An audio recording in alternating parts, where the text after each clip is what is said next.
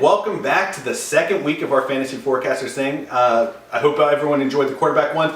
I do want to open this up real quick by making a quick apology. I want to apologize to Josh Rosen right now. Man, we tore you a new one on the quarterbacks one, only to realize mid this week that it was actually Josh Allen and not you. So if you, for one weird reason or another, watched this video, we apologize. We think that you're going to be a bust. Can I actually jump in here? Because, I mean, Josh Rosen also was the guy who thought he was disrespected because he was the fourth quarterback drafted. So he's just having a bad year. He's going to hate us. Oh, there goes our channel. Oh, well, no, Fantasy Forecasters. This is probably our last video. Until Josh Rosen. Wait, who's that at the door? No, I'm kidding. So today we're actually going to jump into wide receivers. Original supposed to be running backs, but somebody decided to change it on the fly during the video last week. Wide receivers are people too. So today we're basically going to start with three under the radar. We're not, because I mean, let's be honest. Your number one, we're going to say either what? Antonio Brown. Odell Beckham. Julio Jones. Exactly. So it's pretty well locked at who your top three is, no matter who you are. So we figured we're just going to skip that obvious stuff there. So we're going to get asked for three under the radar that maybe you're not hearing as much from people out there. Three buyer beware, people that wide receivers that may have been good in the past, or maybe everyone's talking about that we don't trust or anything like that. So we're going to go into those two, and then we're going to also do our 5 questions again, kind of like we did last time. We thought that was a pretty fun run that we did. And as you can tell, if you haven't watched our last video, which we did earlier this week, we have also added somebody to our panel. We got Bryn Rhodes right here. He looks nothing like me. And Bryn, you want to do a short introduction of yourself for the people who didn't see the other video? All right. I mean, I don't get to introduce my name. He already did it. The only thing I could really add to that is I am a Bears fan. And yeah, he's a Vikings fan. And this is probably deja vu if you did watch the last video. So I'm going to cut it short at that.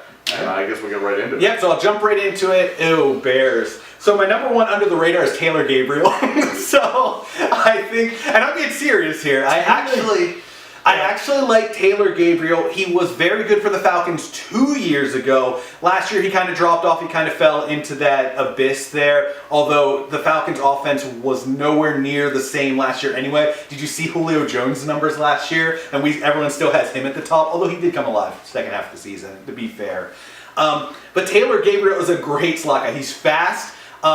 Really, the Bears don't have much else in the receiving corps. Sorry. The Bears really don't have that much there. Taylor Gabriel's one. But Allen Robinson's coming off of an injury. Is he going to? Yeah, but the fact that the Jaguars cut him. He's looked good. They didn't cut him. They just didn't re-sign him. Yeah, but they let him go. The fact that the Jaguars let him go. We have Marquise Lee. You're not going to. So the fact that the Jaguars cut him. You're not going to give Allen Robinson the franchise tag money because of that, but I mean, I don't think it's a bad decision to have Allen Robinson. I think that's still. I never said it was a bad decision for Allen Robinson, but what I'm saying is he's the number one guy there. He's going to get more coverage than anyone else, which should open Taylor Gabriel. Now, I'll agree with that part. I don't see anyone else on that Bears roster too much that could take that slot role besides Taylor Gabriel. And like I said, with how quick they get to Mitch Trubisky anymore, he's going to have to throw it fast, and Taylor Gabriel or Tarek Cohen are going to be basically the ones they're throwing to.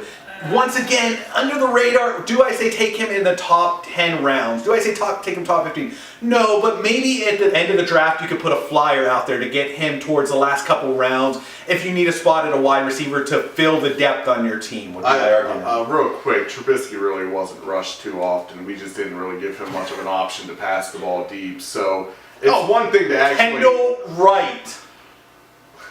Anyway... That actually goes to mine. That was their number one receiver last year. That actually goes to mine under the radar, kind of right. Yes, we both Vikings and Bears. I'm kidding. I was going to say. I'm kidding. I was actually going to rip him apart and say Kendall, he's a Viking. Wasting that. Actually, I'm going to go with the number one receiver who I think is actually getting no love at all. And I don't know how you guys feel about it, but I am saying Devontae Parker of the Miami Dolphins. You could shake your head no, but he is the number one guy in Miami. He's probably not going to be replaced as the number one guy in Miami because I don't see Albert Wilson coming over and taking over. And not only that, Ryan Tannehill's back, and that is a much better option than Jay Cutler. Weren't you just yelling at me about that last week of saying Ryan Tannehill will be back? Now here's my issue with Parker. And I'll say this out there is he's a good receiver when he wants to be, but man, last year with Jay Cutler, the second half of the year, how many catches did he have? Like 3 at most for like 8 weeks? He disappeared. He was gone. And here's the thing, you had Jarvis Landry to take all the double coverage, so the opportunity for him to excel was there, and he didn't. He just So disappeared. now you're expecting him to take over that leadership role. I just don't think he had the quarterback. I mean, we all know how Jay Cutler has been. He beat Tom Brady. So He did beat Tom. Are you going to point that out every week? He beat Tom Brady. He did beat Tom Brady. But now, the question on top of that: when you say he's your number one, are you certain he's going to beat out Danny Amendola for number one? Yes. You're certain that he's going to beat? Because I'm not fully convinced with how he looked last year that he'll beat out Danny Amendola. And Do you really think Danny Amendola can be a good number one? I mean, In the playoffs, yeah. I think Akeem Grant is someone Akeem Grant, to watch on the Dolphins' radar as far as wide receivers goes, but that's a whole other topic for a conversation. Yeah, I just think that for a number one receiver to go that low, because I've been seeing him basically get dropped to like the 8th round, and I mean, I know wide receivers are plenty, but I mean, I just can't imagine just letting Devontae Parker fall that far like he has been. Right. All right, fair enough. I mean, I know he's the number one receiver, so you always got to trust number ones, but that's always my theory. Yeah. So I see where you're coming from. That, and I fought for Ryan Tannehill last week, so I'm right on the right. Yeah, exactly. I was gonna say Tannehill is better than Cutler. he is. I'm not going to deny that, but there's some questions there. Now, Yeah, my of guy course. that I like as kind of a boom player, this guy, he was hurt last I year. love how everyone's giving it a little bit. I'm not going to tell you the name. I'm going to tell you about this guy a little bit first. But Mike Williams for the Chargers, he was hurt last year. They took him, the first round of the draft 2 years ago. He's a big playmaker. He's 6'4". Hunter Henry getting hurt obviously opens up the door for him.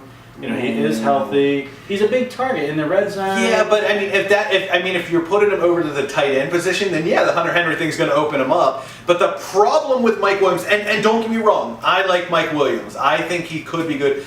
Is that right now he's technically number 4 on the depth chart. He is behind 3 different receivers. Yes, injury-prone receivers at that. All of them. including Mike Williams. But I just haven't seen anything in the preseason yet so far out of him that shows that he's going to pass one of those 3 guys to be a main guy playing every week. And that's what I'm saying. I mean, my biggest thing is you take him in the first round. Obviously, you're going to play him. You don't take someone in the first round just to have him sit, regardless if he's buried on the depth chart, which he is as of right now. But I truly feel like the guy has enough talent. You watch his game tape at Clemson. He was the reason why they won the national championship. He was a big playmaker. None of us can argue that because we didn't watch the He's the only one who probably didn't know. Exactly. The guy's a big-time threat in the red zone when he's healthy. I think if you look at the Chargers offense, they do have plenty of weapons, plenty of other options, but none of them are as big as Mike Williams.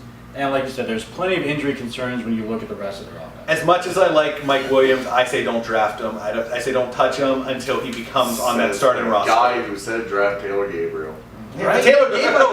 The difference is Taylor Gabriel's actually going to play. Mike Williams is buried in the depth chart. There is no reason to draft Mike Williams at all. He's going to be on the waiver wire. He's going to be on the market. Any thoughts before I go into my next one? The only thing I could add is I'm not sure how much I trust Philip Rivers. He is getting up there in age. That's that. I don't know where you're coming from on that one. I don't care that he's You guys getting didn't even put him in the top 10 of your quarterbacks. He was in my top 10. No, he's 11. Yeah, he was 11. Yeah, you guys didn't have him in the top 10, so in all honesty, you guys aren't even putting much faith in him because you put, what was it? There was one name that I remember getting brought up. And yet he can't remember it. And I can't remember now, of course. I remember it, but I can't remember Matt it. Stafford. You don't like Matt Stafford? No, I don't like the Lions. See, now we're back at the quarterback issue. Yeah. But go. Right. We don't anyway. want to go back to quarterback. Yeah, so my second one is Tyreek Hill. Now, once again, it's the quarterback thing. Is Mahomes good enough? Is he worth it there? That's the problem with Hill. But Hill catches everything thrown to him. I mean, you can overthrow him. You're gonna throw. He'll catch the ball. He makes big plays. Hill's getting overhyped right now. Oh, wow. So I see that's gonna be on your list. This is going to be an interesting conversation for later because I am not on the Tyreek Hill. Wow. So apparently I'm the only one that's any. So you got a guy who right now is taking over Alex Smith, and he has not shown that he's deserved to take over Alex Smith. I don't trust Tyreek Hill being that number 1 guy because Like he's got speed and he's got a great return, but at the same time, like, They also, is he a guy that's going to be? But even with Patrick Mahomes being the starter there, who else is he really going to throw to consistently? Well, this goes back to the Devontae besides Parker Travis issue Kelce. this Besides Travis Kelce. This goes back to the Devontae Parker with Well- Ryan Tannehill issue then. Well, you got Danny Amendola there. let's also remember that they brought in Sammy Watkins on a huge deal. They're not going to just keep him in the waiting room. By the way, there's your other guy. He's going to get targets, which is going to cut into Tariq. But that's what we thought for the Rams last year, and Sammy Watkins just disappeared completely, even Yeah, though they brought him the in Cooper later in Cup- the season. I'm torn on who I want to throw up next, but I think I'm actually going to have to throw up Mohamed Sanu next. We've actually just had this discussion before that, yes, Calvin Ridley is coming in. He most likely will take over Mohamed Sanu's place, I'd say maybe later in the year, but I think Mohamed Sanu in that offense is going to take away a lot of stuff from Julio Jones, and he's going to be a guy that at least is somewhat doing something. I mean, I don't think Matt Ryan has another bad year again. Like he didn't have bad. It was an iffy year. It wasn't a great It was year. an Julio iffy Jones had a down year. He Mohamed did Sanu- come back. He did come back, but I mean, it was not the same Falcons like that we knew from the year when they went to the Super Bowl. But I honestly like Mohamed Sanu this year. Again, I think it's a guy that you can pick up early, and then if anything happens where Calvin Ridley does come over, I mean, you could easily get a guy who there's going to be wide receivers in the waiver wire that you can easily pick up if Sanu starts fading behind Ridley. But he's going to get you points. He's going to get you touchdowns. And to that fact, too, even if Calvin Ridley takes over the number 2 spot, He's still 3. Mohamed Sanu he'll still be is there. at his best when they move him around the field, get him into the slot, get him in the open field. And that's the thing, like, what I've been really noticing is, like, you have Julio Jones at the top, and then after that, the next time you see a Falcons receiver, which is baffling to me, is all the way down, like, probably the 8th, 9th round. And, I mean, again, Matt Ryan, I don't know if I consider him elite, but he's a quarterback that could pretty easily, close. It's tight. he could easily get the ball out there, and he's a great passer, and they got a great offense. I mean, they're probably the scariest offense out there. And Now, I agree with you. I don't mind having Sanu early on in the season thing. The only thing I'll say, though, is if you're dependent on Sanu on your team in your draft, then you might be in trouble. But here's the thing. I don't think most of the time I'm going to be, for my under the radar, is telling people to pick guys that's going to be Yeah. solid. Yeah. Because obviously you're going to have those You're right. starting guys that you know. Because most of the time what it comes down to in fantasy is who's the guys that you can basically throw in if, say, you don't like Odell Beckham's matchup. Yeah. Which, granted, I'm not saying still don't think I'm not Sanu saying on that. put Mohamed I still didn't Sanu say over Sanu. Odell Beckham. I wouldn't say. Please don't put I was Mohamed gonna say, I don't know where you're going with this, but I think I'm starting to disagree with I'm you. having a disclaimer. Please do not put Mohamed Sanu ever in over Odell Beckham. But what if Odell Beckham goes against Jalen Ramsey like week 1? Do you trust Jalen Ramsey? Yeah, I trust Odell Beckham over. I trust Beckham over Sanu. Yes.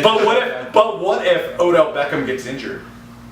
Well, then you would obviously go with either Sterling Shepard if he's still out there, or someone deeper in the Giants receiving. I'm leads in the glad you bring that up because my second guy is Sterling Shepard. All right, there we go. So perfect. Let's be honest. He is the number 2 option behind Odell Beckham in a very prolific offense. We all know Eli Manning has had his ups and his downs, but I think he's going to do better this year. And here's the kicker: the Giants brought in Pat Shurmur. Pat Shurmur did a wonder with Adam Thielen in the slot. I think he can do the very same with Sterling Shepard because they don't really have another slot guy. Sterling Shepard can line up on the outside and he can also line up on the inside, which I think is where they're going to utilize him the most. So for me, I really like Sterling Shepard. I think he can be, I'm not saying he's a start every week, but I think he's someone you could probably get consistent value out of, especially if team starts doubling, tripling. If the matchup is not there for Odell Beckham, I think Sterling Shepard's a great And I agree with that because once again, not only the Odell Beckham stuff there, but when you look at the Giants receiving core, who else do they have? I mean, besides Evan Ingram, tight end, who else do you have in New York at this point? I mean, I would argue to draft Sterling Shepard a mid to late draft. And he didn't. And whenever he came in, whenever they basically lost every receiver they had last year, Sterling Shepard didn't actually look bad. No, he looked like good. he actually looked really good. And that was him playing in the number one receiver spot. Right. Because they lost Beckham, they lost Brandon Marshall, who was a huge bust last year, even before he got injured, and they also lost. Can't think of his name right now. Come on, is he even in the what team? What team? Brandon Yeah, Marshall. Brandon Yeah, Marshall. that was after Brandon Marshall. It was their other Dwayne Harris. Oh, Dwayne Harris. Dwayne Harris. They also lost Dwayne Harris. I mean, they lost three big, well, not big. They lost two big receivers in that, and then Dwayne Harris. But yeah, I agree. I like Shepard. Yeah. So I think that's one of the ones we're all in agreement That's of. surprising. I know, right? So I'm gonna go one more. It's not the one I have written down because I don't want to go back into the Falcons and stuff. I just want to say I like Calvin Ridley, but I agree with what they say is if you get him in the draft, it's just sitting on your bench. It's not to play him right away. So my other one is actually going to be, oh man, I just completely lost. So I'm just going to go out there and say Jamison Crowder. He's the Redskins' #1 guy there. He had a down year last year, and don't get me wrong, he screwed a lot of people over pretty hard last year with the drafting choice. I did end up with him at the end of the season in one of my leagues, and he was pretty consistent late in the year, and I think he can probably hold that a little bit better this year. It's not really a new system. There's a new quarterback thrown, but Alex Smith is known to be a very accurate quarterback on hitting the receivers. And I know Kirk Cousins has a tendency of overthrowing a little bit, so I think he's going to get a little bit better there. And I think Jamison Crowder is going to be a star this year. With that being said, do I draft him early in the draft? I don't take the risk 2 years in a row. I wouldn't say take that risk and say he's your #1 receiver. He could end up that way, but if you can get him about in the mid rounds and stuff like that, I would argue that Jamison Crowder's worth it at that level. I agree. I mean, granted, I'm not a huge fan of him, but since you're saying draft him low, I can't argue that it is a guy that you're going to pretty much Buy low. Buy low Buy and low. hopefully possibly sell high later. If someone takes him earlier, then you could just laugh at him. Yeah. So, I mean, And you could probably trade for him for pretty cheap if he struggles. And if I'm wrong here and he struggles, you could probably get him for cheap. And he, like I said, last year at the end of the season, he was He was a stud. all right. I think I'm probably going to steal someone's here. Go for it. I mean, I'm not. Well, there's only one more left after you. So if you were going to put John Ross, I'm apologizing now. All right. It's not John Doss, by the way. John Doss. John Ross has been actually looking real good for the Bengals, and if you were listening to the last one we just had about the preseason, I just talked up Andy Dalton. I really think the Bengals are going to turn around. I've said that a couple of years now, and it has not happened. So don't fully trust me. I mean that's why we are the fancy forecasters. We predict it better than the weatherman. Just as good. Just as good. Yeah, close enough. Still, we got it right. Anyway. But I like John Ross. I think he's actually looking real good, and he's also going to be the #2. I don't think Tyler Boyd's going to take over. I'd say my argument there would be take a flyer on John Ross. I wouldn't draft him. I wouldn't draft him high. I might even say let him go to the very end because who knows what he's going to do after last year's bust. This is another guy that is not going high, so you're not going to get him high. If you go and look at this as I need to have him as my wide receiver 2 or flex, you're making a mistake. That's why I'm saying this is a guy that keep an eye out for. If you are running low on receivers, say you didn't get as many as you want and you're kind of nervous because you're well, now who do I get? John Ross will be there. I mean, there's no doubt about it. He'll be there and he's going to give you points. He'll be consistent. Right. I mean, he can take the top off of the defense. We all know what AJ Green can do when he's healthy, and Andy Dalton's on par. You know, plus a healthy Tyler Eifert will help take the load off too. I like John Ross, and if you can buy him low, steal him late, and stash him just to kind of see what he plays out, because let's be honest, typically, usually by week 3 or 4, you kind of have an idea of if anyone's going to be relevant or not to keep on your team. So if you can get him late, stash him.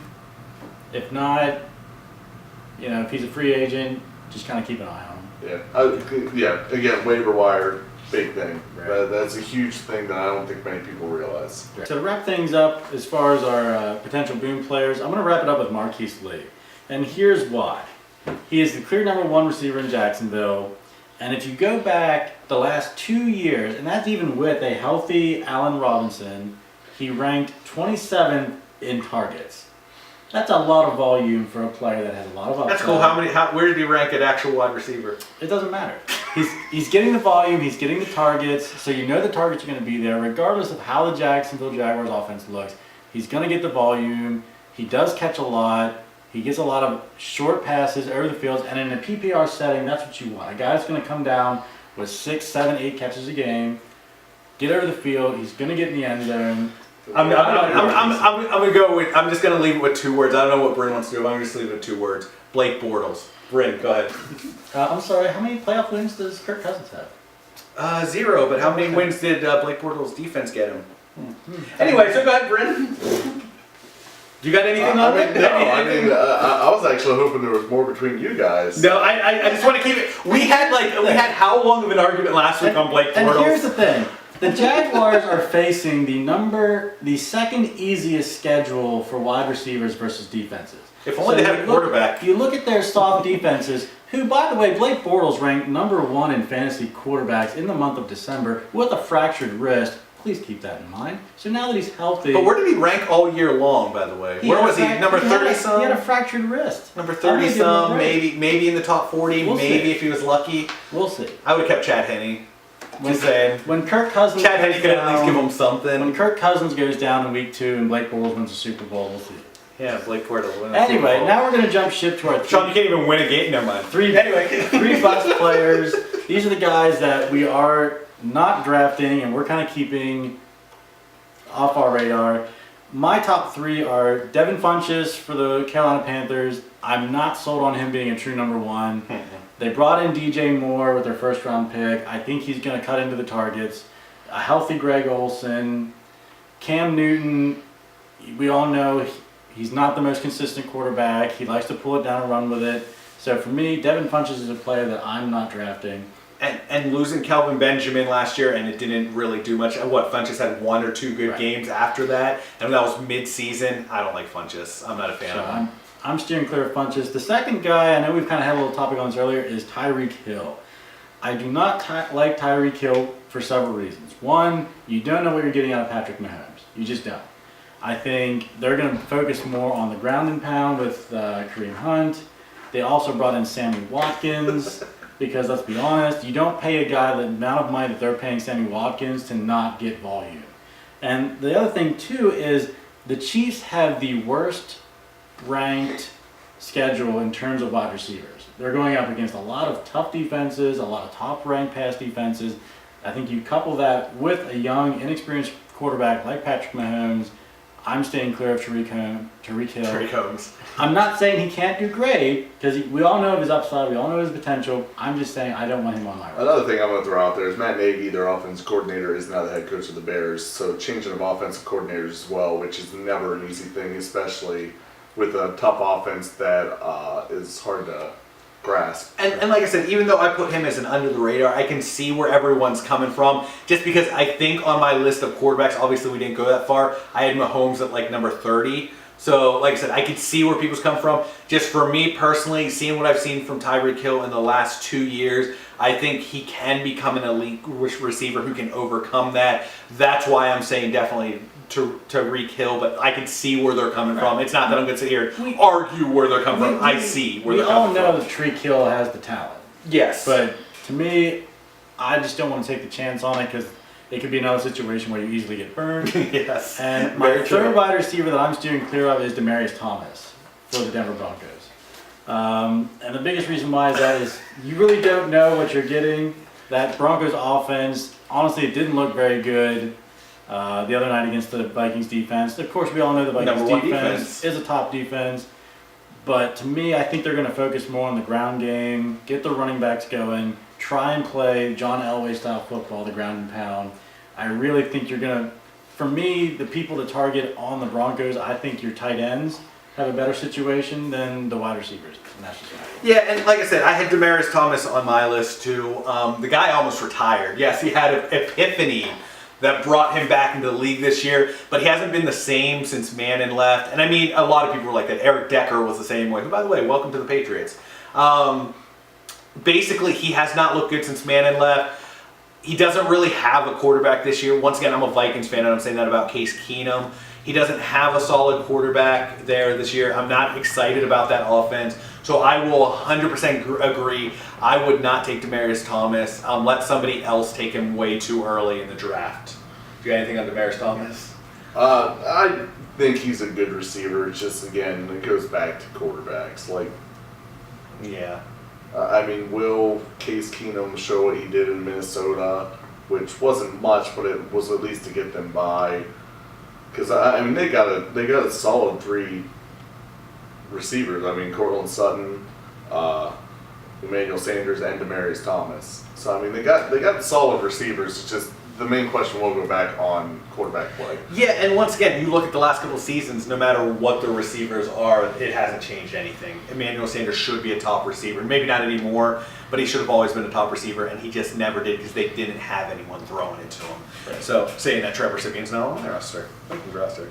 So with that, I'll jump into my buyers beware. Last. Yeah, I'm going to let you be last for this one. I'm going to let you close this one out. And then you could jump right into your question. So my buyers beware, like I said, Demaryius Thomas was one, but I'll throw another one out there in his as his replacement. I'm going to say Jordy Nelson. He's older. He's gotten up there in age. Anytime he's ever played without Aaron Rodgers, and yes, nothing against Derek Carr, nothing against him, but he's not Aaron Rodgers. So anytime he has played without Aaron Rodgers, he has been is bust even a word for it at this point? He's been a fantasy no-show at that point. So now he's going to another team where he's never going to have an Aaron Rodgers type quarterback. Derek Carr is not Aaron Rodgers. He doesn't have the feet of Aaron Rodgers to get away from defenders. He's not going to have the time that Aaron Rodgers makes for people to get open. And not saying that Jordy Nelson wasn't elite at one point, because he was, but he's up there in age, and I just don't think he's worth it right now, especially with Amari Cooper there. So I just don't see it. I don't totally hate that pick. My biggest thing is, when Crabtree left the Raiders, he left a lot of targets on the table. He did. I'm not saying that I'm going to run out there and grab Jordy Nelson in the top 10 rounds, but if I could get him extremely late as someone to stash just to see kind of where he fits in the offensive scheme, I think he's someone to definitely keep an eye on. And that is fair enough. If you get him late in the draft to not play him the first couple weeks, I have nothing against it. If you have the roster spot, I have nothing against that. Okay, so my second one on the list is going to be Larry Fitzgerald. I'm not saying, like I said, he's a bad wide receiver. He's getting up there in age. But when you look at the Cardinals roster, there is like no one there at wide receiver. I think, like I said, the number 2 that was projected there right now is J.J. Nelson, or maybe possibly a rookie there. So he really is pretty much all alone. He doesn't really have anyone, they don't really have anyone else to throw to on that team but Fitzgerald. He had a renaissance last year. He's ageless wonder yet. But once again, that age is going to catch up to him eventually. And not only that, he's really the only target on that team. So he's probably going to get double teamed and everything too. I just would not, and this goes along with my last, the quarterback video where I said, I don't hate Sam Bradford, but I'm also not thinking that he's going to make it much past week 4 with his injury history. He's played 1 full season, and that's been with the Eagles, maybe 1 with the Rams. So personally for me, I don't think Larry Fitzgerald's worth it, just because I don't think anyone on that Cardinals offense is really worth it in the end. I mean, I just think that Larry Fitzgerald, I mean, you're right, he's getting old, but I mean, at the same time, Ageless wonder, though. last year he didn't even have a quarterback role to throw to him. I mean, and Carson Palmer played about half the year. Yeah, well, Carson Palmer. Palmer, didn't he make it the whole year last year? I don't think he did. He made it deep. I thought he made it But deep. Fitzgerald still put up numbers, even with like the type of quarterbacks they had. So it's. And I will argue, and maybe you guys would argue with me on that, if Sam Bradford plays the whole year, I think he's better than Carson Palmer at this point. At the end of Palmer's career, I think Bradford, if he can stay healthy, is a better quarterback option there. And if he gets injured, you got Josh Rosen there, guys. Josh Rosen, our favorite quarterback here. So yeah, I mean, the argument for Larry Fitzgerald is every year people have the same argument. He's going to get double teamed. He's the only one to throw to, and yet he always puts up numbers. yeah, I mean, It's the Frank Gore Exactly. thing. Like although Frank Gore did eventually fall off here, He did, but and now he's not even going to be the starter for the Dolphins. But he's going to get targets. But my argument there would be, and like I said, I understand, but my argument there would be at least at that point he had John Brown. At least at that point he had Jaron Brown. John, 2 guys who were pretty good yeah, but receivers. at the same time, we're also like, that means that we're just basically pushing J.J. Nelson aside, and he's not a bad receiver. Christian Kirk. And they got that young Christian Kirk I tight have on end. here, young guy. They got that young tight end, Ricky Seals Jones. Yeah. So I mean, I'm they iffy on Seals they Jones, have but- options. Greg Little. Yeah, Greg Little still in the league. Greg Little, guys. By the way, he's projected to be number 2 there. Hey, he can potentially beat him. I remember Greg Little. It's So- like he was in the league when I was born. So, and my number 3 buyer beware, and for obvious reasons. Like I said, I still want this guy on my team, Robbie Anderson. If he could stay out of jail, I still want this guy on my team because he is a very talented receiver. But don't throw your whole draft away by making him one of your top choices. Not because he doesn't have the skill to be there. If he didn't have all these run-ins with the law, I would say maybe he would have been on my under-the-radar guys. But with all that stuff, I wouldn't throw much of anything first 10 rounds. I may take him later, like kind of the Josh Gordon effect, take him later on the draft to try to get there. But for the most part, I wouldn't waste a draft pick on him and maybe get him off the market if it's looking good for him. And the other thing too with Robbie Anderson, last year he had no real threat to the number 1 receiver position. This year, Quincy Anuwa's back. Terrell Pryor. Terrell Pryor, who had a really down year last year with the Jermaine But Kearse. he was never a guy that Jermaine Kearse, yeah, and Terrell Pryor was never a guy who should have been a number 1 in Washington. No. No, they gave him too much money. But Yeah, I it think was- that there's going to be a lot more challenging for targets for Robbie Anderson. Like you said, with his police record and what everything's going on off the field, it's something to keep an eye on. He's I like your his number 1 if he plays. Yeah, he's Right, talented. he's a great downfield presence. So yeah, I agree. Right. Yeah, but like I said, get in trouble with the law. Ugh. So, All right. Well, technically, I kind of have 4 because I'm going to start off with the Detroit Lions receivers. I just don't know. I just do not trust. I know you are big on Stafford, I'm very big on Stafford. but Golden Tate and Marvin Jones just are 2 guys that it's a boring offense, and it's an offense that has not really put up a lot of points Well, lately, and they they also have. don't. They have, but to your point, the wide receivers are very dispersed on what they're doing. I don't think it's anything against Stafford because no matter who he's throwing to, he's putting up And the I'm not numbers. trying to take a shot at Stafford either. I like Stafford. But I know where you're It's just coming from for sure. that- Though. It's just that you're not going to get big points from Marvin Jones. You're not going to get it from Tate, and they're going high. Like they're getting picked way too high for my Vikings, and I just cannot understand why, because they're not guys that put, and they also now don't really have a running game still. I mean, Amir Abdullah is the number 3 guy, and it's still not a better offense on the running game. Like this is an offense that's just they're gonna struggle. And they lost Eric Ebron, which was their big tight end presence. I just don't see anything flattering about that Lions offense. Well, they're going to have their games. I mean, Mhm. you look at last year's numbers, they weren't the model of consistency, but there were games when they would have 120 yards and 2 touchdowns. Well, yeah, Specifically, I mean, Golden Tate more so. Jones maybe had 2 or 3, if Right. that. Yeah, I mean they're gonna give you points, but I feel like there's a lot of because again There's I've better. been seeing them as like pretty much like top 20, well not top 20, but like top 30 receivers, and I don't know if I put any of them in top 30 or top 40. No, and I think didn't. I didn't. and- I did top 40, but barely. Both of them that's the were thing. barely Like, top 40. they're both top 40 from what I've been seeing. Like they're both going like back to back, and I don't understand it. It's people who do that. Like I said, they're very inconsistent. You're going to get a great week one week, and you're going to brag that I took Jones, and then the next week you're going to get maybe 2 points. It's very inconsistent. My next one, I'm going to go to Tennessee, and we had a big talk about this before about not really trusting anyone on Tennessee. I'm going with Corey Davis, not Corey Coleman. Yeah, not Corey Coleman. Not Corey Coleman. But he probably should be on this list too. Don't pick him either. Don't pick him either. The Marcus Mariota experience has been up and down, but it hasn't really taken off. And like that's actually been more of a team where they've been ground and pound. I mean, they had a great year with DeMarco Murray and Derrick Henry. They lost DeMarco Murray, but they gained Dion Lewis. And I think that's where their bread and butter's at. I don't know if I really trust Marcus Mariota getting to, I mean, you could probably go find like a deeper Titans receiver. I don't, it's hard to even think of who's on the Titans. And to, Yeah, I was just saying. and to kind of go with that, you look at that division, They play Jacksonville twice a year. We know what their secondary Yeah, is. it's deep, and the you Texans look- are big. They're defense healthier. as well. The Texans will be healthier now. They brought in Tyrann Mathieu. Their defense is going to be better. We all know the Colts are a hot mess in the secondary. So if there's any weeks you want to play a Titans receiver, those would be your weeks. And I usually Yeah. point a lot of Rashard Matthews saying that's It's their big even one. then Right. he's a guy that's not going to get you a lot, and it's not an offense that. I would make an argument to take Corey Davis late in a draft if he's still there, because he should be good being a first-round pick. He was great in college and stuff. He has all the skills to be there. But once again, it's Titans. They're going to be a team, like you said specifically, that you're going to be playing by the matchup. You're not going to be playing a Titans receiver every single week.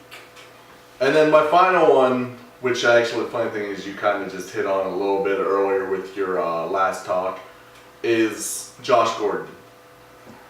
Josh Gordon right now, I've seen him as high as top 20, Ooh. and I really, people are like for Gordon, and this is a guy who is he even reinstated yet? He's reinstated, He's he's in rehab right now. I mean, you got Jarvis Landry there, who's going to take a lot from him. I'm calling it now. Des Bryant will be a Brown. We just got to wait for him to answer the phone. Maybe he just doesn't hear it right now. He's got to answer. He's going to be a Brown. He's visiting them this week, and that's going to take away from Gordon. It's still a shaky offense. They don't have a running game, so most teams will know that. I'm sorry if you like Carlos Hyde or Chubb. But it's a shaky offense, and again, Gordon has not played for 2 years. Yeah, well, he played late last year. He did. Yeah. But he did play late last year. But here's my thing for Gordon. I don't think if he's a Brown anymore, I think they've grown tired of it. I mean, I feel for the guy. He's going to rehab. He's trying to better himself. But this isn't the first time this has happened. Now, I don't think he's going to be valuable on the Browns. With that being said, if they sign Des Bryant and say continue their trading spree and decide to trade Josh Gordon, He could do there's that. somewhere else that needs it, say Tennessee. Tennessee, something like that, Oh, then man. he may be worth the look. But as long as he's a Brown at this point, I cannot see any value Yeah, anymore. and there's a lot of mouths to feed too. I mean, if they do decide to bring in Des Bryant, you're going to have Jarvis Landry, who's a 100-catch guy a year. You've got Des Bryant now, who they're going to give the football. 'cause they're not gonna Maybe. pay him. You have David Njoku, who's an amazing tight And end. he's actually done really, he He's looked done good. very well. That was a guy who looked good this Yeah. past week, too. You also have Duke Johnson, who's a pass-catching back. Like I said, there's a lot of mouths to feed. They have another in tight end too Cleveland. that they just signed. I can't even think of who it is. We'll get to that in the tight end. Yeah, as I said, we'll get that in a couple weeks. So, moving on now, we're just All going right. to jump into a couple different questions that we have. Well, I guess the first question that I'll throw out there is, which receiving core is the worst receiving core in the NFL? I personally think that, in all honesty, the Redskins have the worst wide receiving core. I mean, we've kind of hit on this a little bit when you brought up Jamison Crowder as a late round pick to pick up. And after that, it really falls off. I mean, It really does. and it's really confusing because they also gave up Kirk Cousins for Alex Smith, and it's just, I'm confused at where the Redskins are going with this, and then losing all the running backs, it's not helping. This is a team that I'll be surprised if they even get 6 wins. Now that could go either way. I'm going to be honest. If Josh Dotson gets as good as what his draft value was, then I would argue against you on this. But until he's proven himself, and like I said, Paul Richardson never did. He was decent, I guess, at times in Seattle, but never proved himself. So unless one of those two stepped up, I agree. Maybe not the worst, but I do agree with it that they're towards the bottom. Yeah, I think the only real player of value for me, I mean, Jamison Crowder is either going to make or break your fantasy season. But Especially to if you me, take him early. The one player that can carry that team offensively is Jordan Reed. Yeah. Now, there's a whole lot of injury concern, but when the guy plays, he's an absolute monster. He is tough to defend, he is lightning fast, he has good hands. And What, again, about I mean- 5 games last year? And again, I mean, I said that I don't think Smith is better than Cousins. That's not saying I don't like Alex Smith. I mean, He's older, still, too. but he's still a guy that's consistent like every year. I mean, He's one of the most accurate quarterbacks ever in NFL history. and once again, I mean, poor Alex Smith is going through yet another offensive coordinator. What's that, 10 in his career? I thought more than that. It's probably. But if you look on paper, the Redskins' offense is a mess. mess. Yeah, it's Yeah. not. It's not. And then you lose But- your best running back. It's only going to make things more. Yeah, although once again, we'll talk about it later, but I think Samaje Perrine could be good there. But with that, we'll jump back into wide receivers. I'm going to go with the Colts wide receiver core. T.Y. Hilton, hit or miss. I don't think he's a Hall of Famer, but he's a very, very good player. But as it showed last year for him, he couldn't carry that team by himself. I mean, he had his games. He had games where he was getting PPR 40 points. But then the next week you get, 2 points, 3 points out of him. He was very consistent. Yes, he has Andrew Luck back. You can make that argument there. But once again, we're talking about whole receiving cores. I'm talking about one person. I'm talking about T.Y. Hilton. They got a good tight end in Jack Doyle. Eric Ebron could be a good tight end there. Like I said, 2 tight end sets will be there. But after not count tight ends, we're talking wide receivers.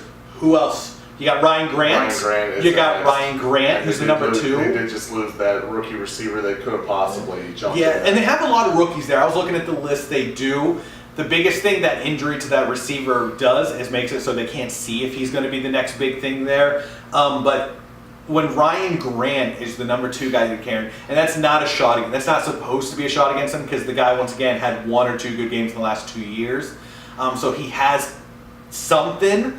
But as a number 2 on a team that needs another receiver who's consistent, I don't like it at all. Especially considering he was almost a Raven. And Yeah, again, he should have been a Raven. and again, you look at their division. They play Jacksonville's pass defense. The Titans have a really good pass defense. Yeah. The Texans have a good pass defense. Yeah.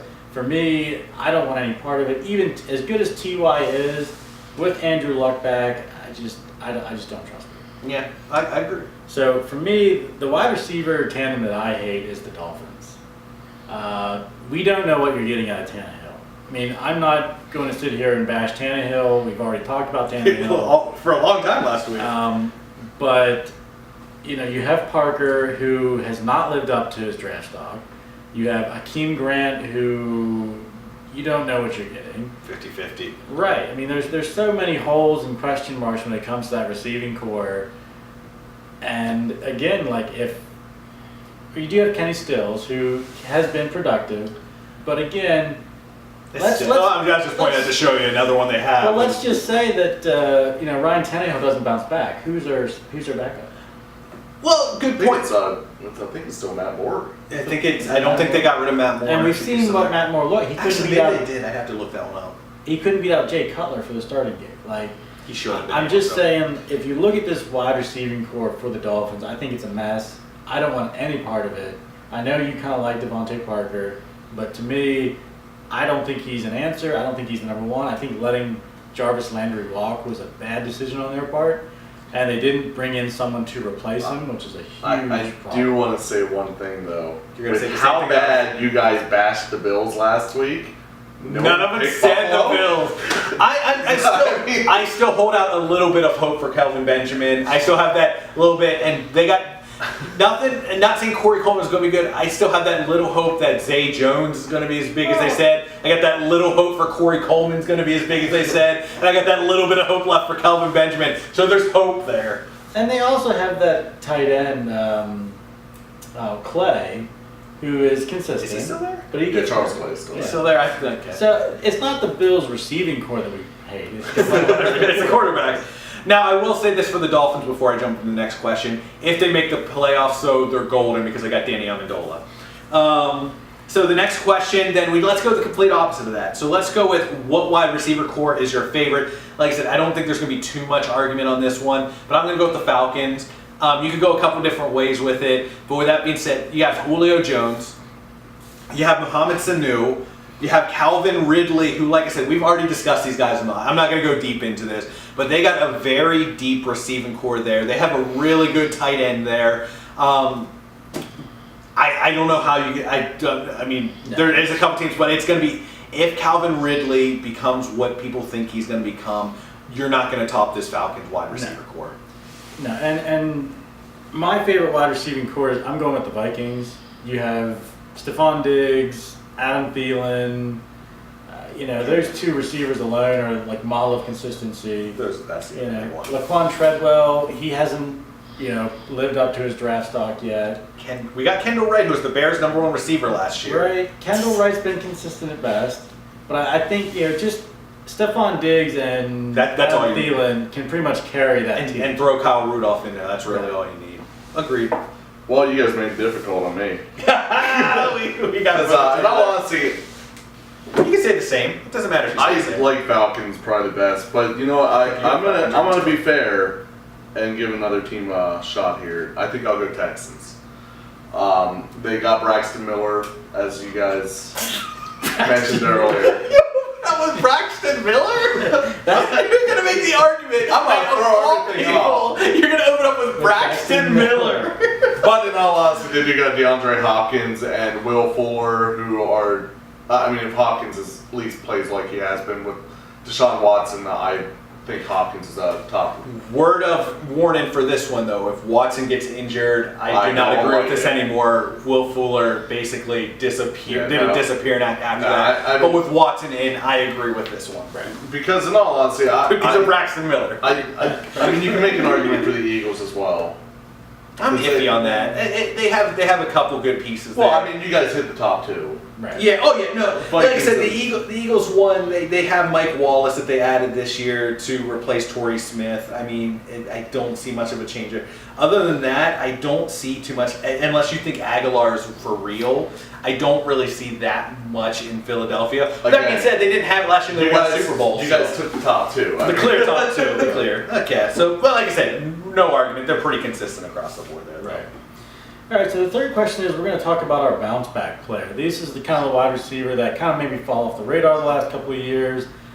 For me, I'm on the Amari Cooper train. I really think that, a healthy Derek Carr, a healthy Amari Cooper. Is that yours too? I was going to say. And apparently we have the same thought process, but, he was bothered by an ankle injury last year that really kind of slowed him down. He's obviously a lot healthier now. I think that offense is going to take a little bit of pressure off of him with the running game. They're going to focus more on that. Derek Carr's a lot healthier now than what he has been. I really like Amari Cooper to kind of bounce back and have a good year. I agree. I'll come up with a different one in the little time that Brent says it, but you can't keep a good receiver down that many years in a row. The only thing that I think is going to set him back, if anything, would be an injury. So I think Amari Cooper's going to be a beast this year. All right, I guess I'm going to go with one that probably will have a little bit of a drawback. I'm saying T.Y. Hilton. I know that you already said that it's not your favorite offense, and I get it. It's not a great offense, and I think with Andrew Luck being back, it's going to at least help out a little bit, and I think they have a much better line as well, because the major thing is that offensive line. I think a new head coach is going to bring something different, because Frank Reich, we saw how he did for the Eagles. Yeah. Really well, and I think he's going to bring that to the Colts. Again, they got a much better quarterback than Jacoby Brissett, and that's nothing against Brissett. It's just that with what he had to deal with, there was nothing there for him. But I think with getting Pagano out of there and getting a new feel for it, getting Luck back, am I saying Colts are going to win the division? No, but this is about fantasy. I think T.Y. Hilton will be back at least amongst the top 15 receivers. My only argument to that would be that once again, I still don't trust Andrew Luck after one game. Let's see how he does later on. And for two on that, like I said, without no other receivers there, yes, he's going to get a lot of throws to him, but he's going to be covered a lot too. So I'm not huge on the team. But as we discussed earlier, if you want to take him at the end of the draft and watch it with other people, I'm not fully against that. I really Number feel one. like T.Y. is going to go higher because of his name. His name's going to get him up there. Yeah, so I'm going to go with a different. Obviously, as we already discussed, I had Amari Cooper on there, so I'm just going to go with a really under the radar one on there that got signed late in the season, or late in the offseason. I'm going to go with Willie Snead. He was injured heavily last year for the Saints and got replaced while injured. When he tried to come back, he was still like number 4 on the depth chart and stuff. Didn't give a chance coming back from that injury. Now it's a fresh start with the Ravens, with Joe Flacco having to play good to stay in the game pretty much at this point.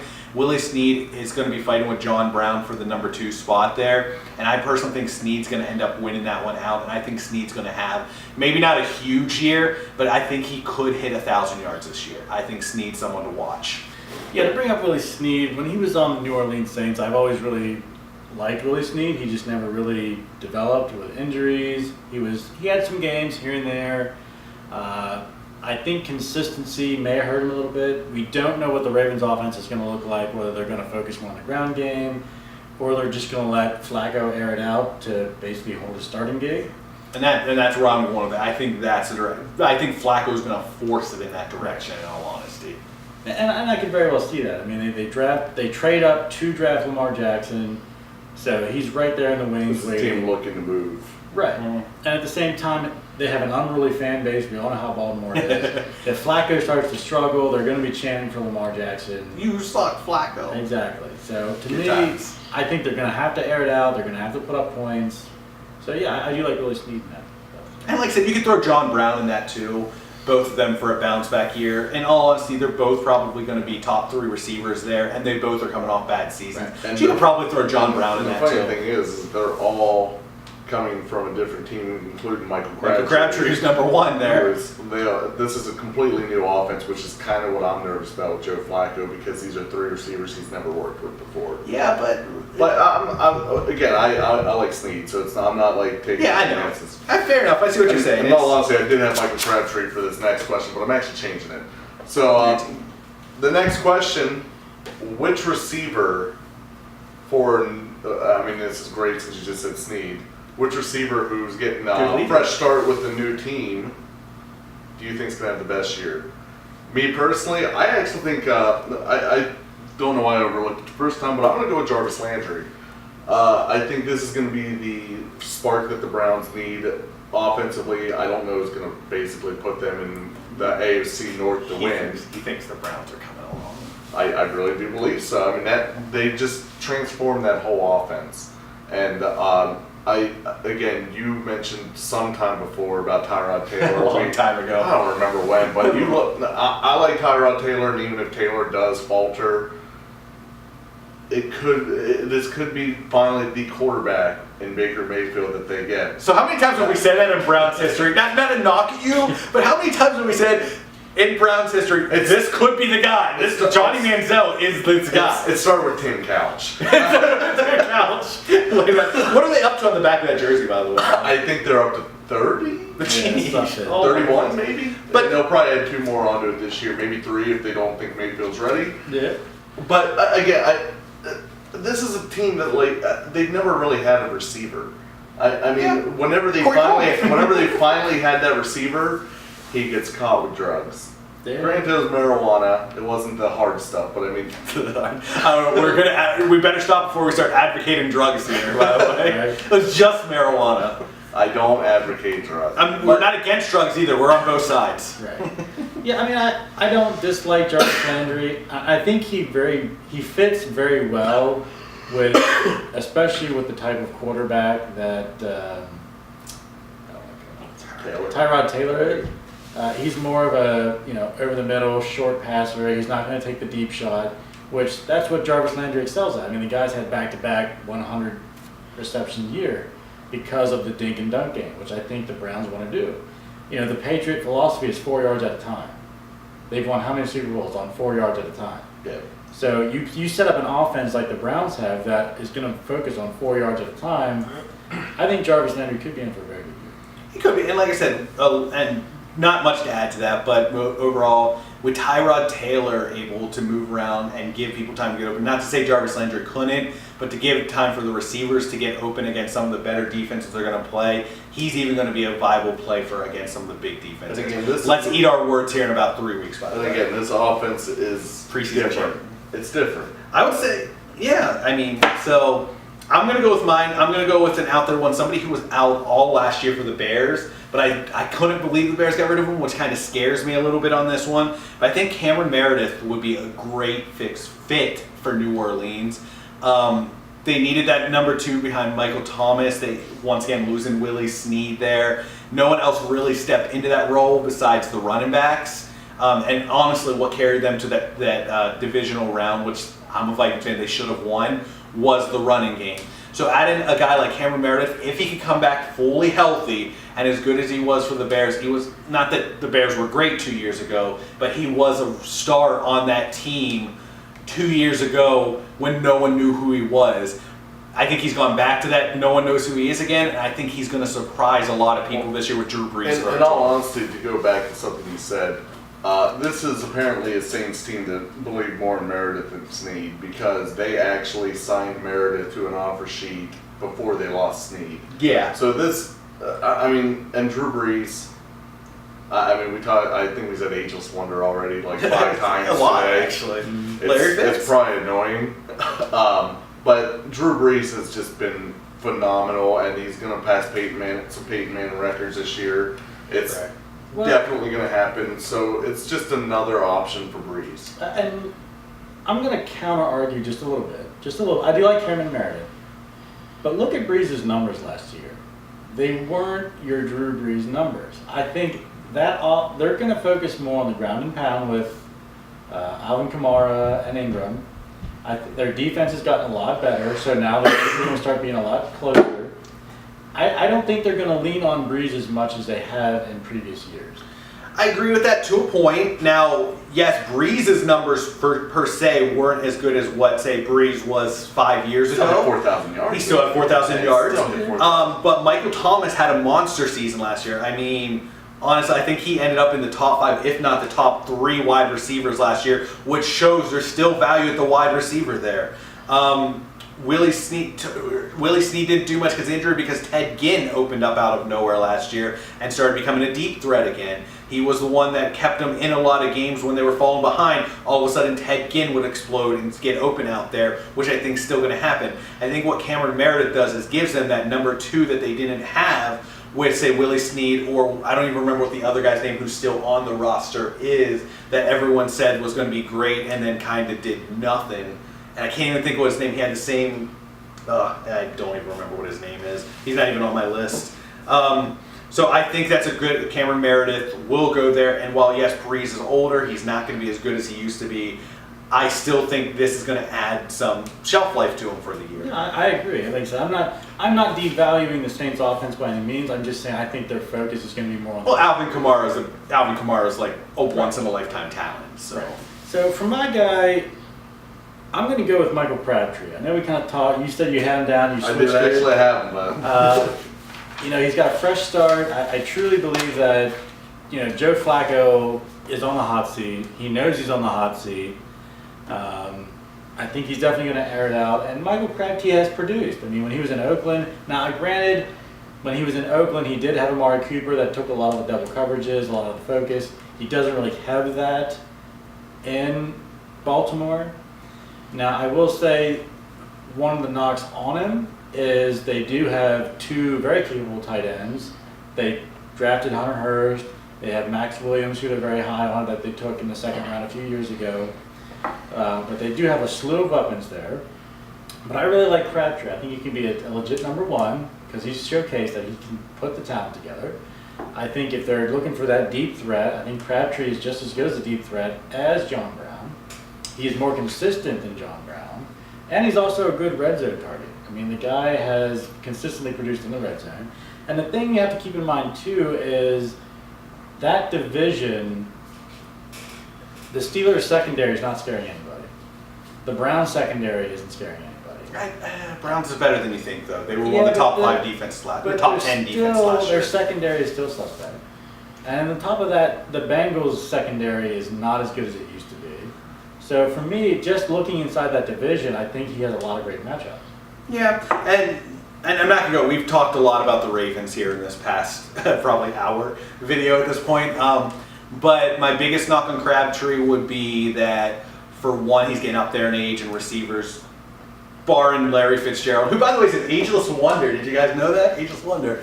Barring Larry Fitzgerald, I don't think receivers continue to go that late in their career and go that well in their career. Most of them end around this time. I don't like Crabtree. The one thing that I'm not going to say that much.